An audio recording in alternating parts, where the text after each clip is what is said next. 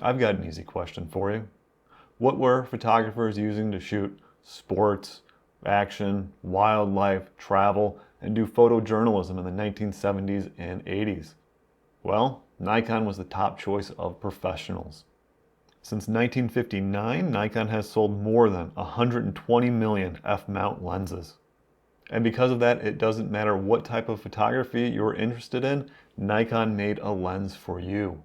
That's a lot to go through, so I'm going to give you recommendations at different price points for all the popular primes, wide angles, telephotos, zooms, fisheyes, and macro lenses. By the end of this video, you'll be ready to go on a shopping spree because buying's the fun part. But before we get to the lenses, I need to make sure that everyone knows what a non-AI lens is so you don't damage the mount on your camera. My recommendations are specifically for manual focus 35mm film SLRs from 1977 and later. All of these cameras use automatic maximum aperture indexing coupling, or AI for short. The AIS for vision allows for automatic aperture control, which you'll want if your camera has aperture priority mode. And if you're wondering, yes, these lenses will work on DSLRs as long as they have an aperture follower tab, which I believe all of the full frame cameras do, but many of the APS-C models do not. Lenses made before 1977 used aperture prongs, which look like little bunny ears. They're called non-AI lenses because the aperture rings do not have cutouts. A non-AI lens is going to be very difficult to mount on one of these cameras, and if you force it and manage to get it on anyways, that's where damage can occur and you're not going to be able to change the aperture settings. The aperture ring is not going to turn. During the introduction of AI coupling, lenses were sold with both prongs and the AI cutout. Additionally, Nikon released retrofitting kits, which were just an aperture ring that you could swap onto an older lens, which would convert it to AI. And because they're aluminum, which is very easy to machine, many people just did the conversion themselves. Plus, some cameras have meter couplers that can be disengaged, allowing them to use the older non-AI lenses. But what if it's the future, or you want a lens that I didn't cover? How do you know if something is a good deal or not? Because let's be honest, the internet is full of crazy stuff, especially people trying to sell things for significantly more than they're worth. I like to check for what people have actually paid because overpriced stuff is going to sit forever. To do this, I like to use the eBay sold items filter. On mobile, you're going to have to check the more filters option. It will show what has sold over the past 90 days, and I don't know a better source of pricing information. Almost all of my recommendations are going to be for the AIS version of lenses. That's because many of them were made from the 1980s until 2005 or 2020. There are usually more of them than older versions, but the real reason is because they should be in better condition. I don't have anything against older versions of the lenses. If you can find a good deal on an AI or a lens that has been converted, go ahead and snap it up. My first recommendation is the 50mm f1.8 Series E because 50s are my favorite focal length. Nikon was taken off guard at how successful the Series E lenses were. Professionals would choose them over larger, heavier, and optically superior lenses. In part, that's because the 50mm is quite thin and it's often referred to as a pancake lens. That makes shoving it under a coat or being inconspicuous a lot easier, which is why it is popular for travel or street photography. I recommend getting the second version with the chrome ring as the build quality is a little bit better. I think that the f1.8 aperture is fast enough for focusing in low light like indoors, and stop down to f5.6 or smaller, it's going to be nice and sharp. If I was on a limited budget, it would be the first lens I would buy. The price range on the Nikkor 50 f1.4 overlaps with the f1.8 version. Theoretically, it should be easier to focus in low light, but I've never noticed a huge difference between an f1.4 and 1.8 lens. It'll have less chromatic aberration, which is the purple fringing you can see, because the optical coatings should be a little bit better than the Series E or f1.8 version. It would be my choice if I was going to be shooting color film. I don't think it matters that much with black and white. The only thing I don't like about the lens is the size and weight. It crosses the threshold of what I find comfortable to carry around for long periods of time. And if that's the case, I would rather have the Voigtländer Nokton 58mm f1.4.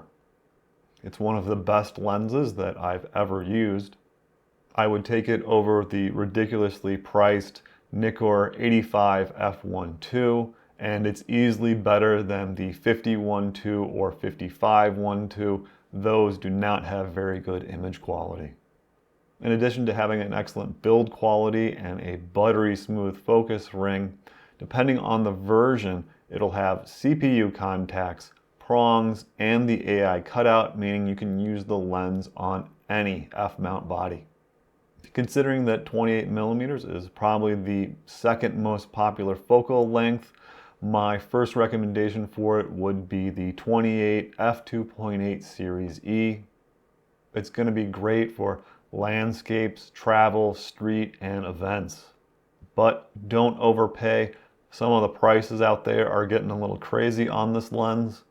It's a wide vintage lens, so expect some barrel distortion, which I don't think is a huge deal, because if you want that vintage look, that's something that's part of it. And I feel the focal length is different enough from 50mm that you could get the 28 and the 50 and you'd have a great kit. I know it would probably be my second lens choice. If you prefer a 28 over a 50, the f2.8 version has better build and image quality. I don't know what's going on with the 28mm lenses, but some people are trying to charge f2 prices for this lens. It just goes to show the types of mistakes people make when selling gear. Sometimes an f2 lens might slip in and be cheap, but you're not going to see those mistakes because they get bought very quickly. That's why it's important to always check prices, because when you see a deal, it's not going to last long and you want to be ready to pounce. With that said, I am a little surprised at how inexpensive the 28 f2 is. This is the version that it makes sense to be patient and hunt for a deal on. There are lots of older versions out there, and if someone isn't savvy like you are, they're going to pass up the chance to buy a converted lens. Moving on, there is a 35mm f2.8 Series E. Like the others, it is easy to find in good condition. These sold really well. However, the E series was supposed to be the economical line of lenses. They should always be the cheapest option. I wouldn't want to pay the same or close to what an f2.8 version costs. The value simply isn't there. But the real steal of a deal is the 35 f2. It's been a while since I've checked prices, and I'm just surprised at how inexpensive these lenses are, because they will have better build and image quality. And it's a big enough difference that I do think you would notice it compared to the Series E. And then in regards to the 35 focal length in general, I always feel that I'm either half a step too close or a step too far away.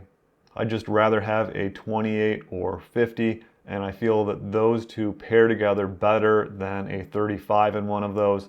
There just isn't a big enough difference in the field of view.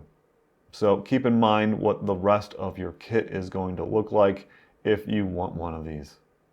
If you don't care about size and weight, the 35 f4 is the fastest 35 that Nikon made. It certainly has the price tag that comes with that crown, but to put it into perspective, when it was released in 1981, it was $1,200. If you want larger and heavier, there's also a Zeiss Distagon T-Star 35mm f1.4.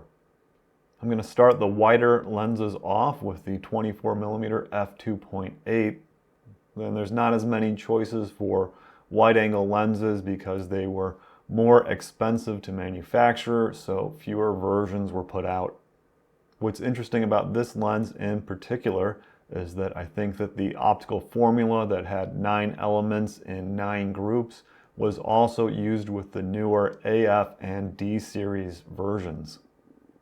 Considering how highly regarded the image quality is, I am a little surprised at how inexpensive it is. It'd be great for travel or landscapes, and I could see it pairing well with a 35 or 50. Nikon sold the AIS version of the 20mm f2.8 from 1984 until 2020. Serial numbers that start with a 3 were made in 2006 or later. They should be in better condition. Serial numbers that start with a 2 were manufactured in 2005 or earlier. It's notable for having wavy distortion, but if you stop down to f5.6 or f8, it should go away. I had the newer 20mm f1.8G with my D750, and I could just never find a use for the lens. It was always too wide for me. So I am interested to hear what your plans are with this or one of the wider lenses. Like the 18mm f3.5, which was made from 1981 till 2005. The earlier AI version is an f4. I know it's hard to believe, but the 15mm f3.5 isn't even that expensive compared to the next lens. The 13mm f5.6, which you can get for the low price of $82,000, and it's not even the most expensive lens that made it into the video. That's going to be one of the fisheyes, but not the Fisheye-Nikkor 16mm f2.8. My suggestion would be, if you want the lens cap or the screw-on rear filters, to buy them with the lens. They are pretty expensive to buy on their own. I think the price for the lens is pretty reasonable because good quality fisheyes are expensive to make. Fewer than 10,000 of the 8mm f2.8 lenses were made, but the real fun lens is the 6mm f2.8 that has a 220-degree field of view, meaning it can capture things behind the lens. Less than 300 were made, so I won't hold it against you if you cheap out and get the f5.6 version. I like vintage portrait lenses like the 100mm f2.8 Series E because of the simple optical design. It has 4 elements in 4 groups. It's not going to be razor sharp corner to corner, and there is going to be some vignetting, which is perfect because it's going to give you that vintage look. The Nikkor 135mm f2.8 is much larger, but I like the focusing ring better, and it has a built-in lens hood. The AIS version has 5 elements in 4 groups, while older versions of the lens only have 4 elements. This is probably the 3rd lens that I would try to buy. There are 3 different 85mm lenses. The first is the 85 f1.8, which never received an AI or AIS version. However, there are a ton of converted lenses around. This is probably the most popular one that got converted, so it's not an issue to find one. You just have to pay attention. With the switch to AI, Nikon came out with an 85 f2. The AI and AIS versions both sold about equally as well, so there'll be a nice mix of them out there. It's going to be a bit soft, wide open, but that was the look that people were going for at the time, and currently it'll just save you the hassle of putting a diffusion or a mist or a pro mist or whatever filter on your lens. But the lens everyone wanted was the 85 f1.4S. This was only released as an AIS lens. Nikon was proud enough of this lens to have a write-up on its website. That's where you can see the optical diagram for the 7 elements in 5 groups. A bunch of other lenses that I've recommended have write-ups as well, but this is the one that stuck out to me. However, the best portrait lens would probably be the 105 f1.8. The chromatic aberration on the lens is better controlled than the next one. Plus, I feel like 105 is still going to be usable indoors if you don't have a gigantic studio space.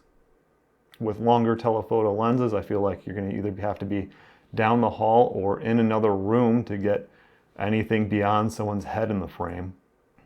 On the other hand, if you never want a background in focus, the 135 f2 will do that for you. And you're going to pay with that in weight, as it weighs 860 grams, which is almost 2 pounds. Definitely not a travel or walk around lens, but if you've got a studio space or you're already hauling a bunch of gear to a shoot, could be a nice choice. The telephotos continue to go up in focal length to 1200 millimeter f11. I can't imagine trying to focus that lens. There are 2 or 3 lenses at each focal length with different apertures. You get the choice of cheap and slowish, fast and heavy, or ridiculous and expensive. I have no interest in shooting sports or wildlife on film. That seems like an expensive endeavor, but I won't stop you from using one of these great lenses like the 180mm f2.8, which would be great for portraits or fashion. I like that it is slightly cheaper than the 200 f2. A realistic 300mm lens to buy would be the f2.8. There are less than 500 copies of the f2 version. The 400 f3.5 is about half the price of the f2.8 version, which is going to be expensive to find in good condition. There is a 500mm f8 fixed aperture reflex lens. They're also called mirror lenses because mirrors are used instead of glass elements. They're similar to a telescope. There are 2 others, the 1000mm f11 and a hard-to-find 2000mm f11. They make donut bokeh, which is a fun effect. The 600mm f5.6 looks a little like a club, and there is a faster f4 version. At 800mm, there's an f8 and f5.6 version. Let me know if any of those made it onto your shopping list and what you plan to do with it. Lenses I wouldn't recommend buying, but I'm going to list anyway, are the vintage zooms. The image quality is going to be noticeably worse than what you get from primes. However, the real reason I like to avoid these is that they're more prone to having condition problems. Having the zoom adds a bunch of extra parts, and that just means that more can go wrong. Nikon made a 25 to 50 f4, 28 to 85 f3.5 to 4.5, 35 to 70 f3.5, 70 to 210 f4, and a 50 to 300 f4.5. However, the secret best value zooms were made by Komine and released with Vivitar branding. And that's a different Vivitar that exists today. The brand was originally owned by Ponder and Best. A few years after both founders passed away, in 2006, the brand and IP was sold to Sakar. The standard zoom to look for is the Vivitar Series 1, 28 to 90 f2.8 to 3.5. It'll have better image quality than the Nikon 28 to 85, and the larger aperture will make focusing a little easier. The Vivitar Series 1 70 to 210 f3.5 is the telephoto zoom to get. Just be careful because they were sold in all of the popular 35mm film mounts, and people often mistake lenses with a Minolta MD or Pentax K mount as being Nikon F, and part of that is because generally the Nikon F versions of these lenses are a little bit more expensive. For whatever pretentious reason, Nikon calls their macro lenses micro. There are an incredible number of Micro-Nikkor 55mm f2.8 lenses out there. They were made until 2020.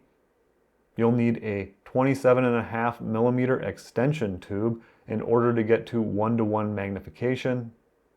That makes it easy to use on a bellows in order to duplicate slides. But be careful, copies of these lenses have been in the worst condition I've seen. It's not uncommon to find them with focus rings that are completely locked up or oil on the aperture blades. Anyways, at f5.6, you're going to see a little softness in the corners, and that goes away by f8. Everything will be nice and sharp corner to corner. My favorite vintage macro lens was also made by Komine. I currently have a Panagore version because Vivitar wasn't the only company rebranding lenses. It does not need an extension tube to reach 1:1 magnification. You just have to keep cranking that focus ring. Avoid the first version, which is f3. It was the worst macro lens I've ever come across, though I could have had a bad copy of that lens. Komine also made the Vivitar 90mm f2.8. I think it stacks up well against the other vintage macros in the 90 to 105mm focal range. And if you go looking for that one, you'll probably also find the Vivitar 90 f2.5. And if the serial number begins with 37, it was made by Tokina, and it is also a nice lens. So that's it for my basic f-mount lens recommendations. Nikon, of course, made a bunch of other lenses, and if you take into account the third-party manufacturers, there's thousands of choices out there. Let me know what made it onto your shopping list. The f-mount is my favorite lens mount, which is why I have other videos covering the DSLRs and lenses for those. So if you're not going to go out shooting, I'd recommend watching one of them.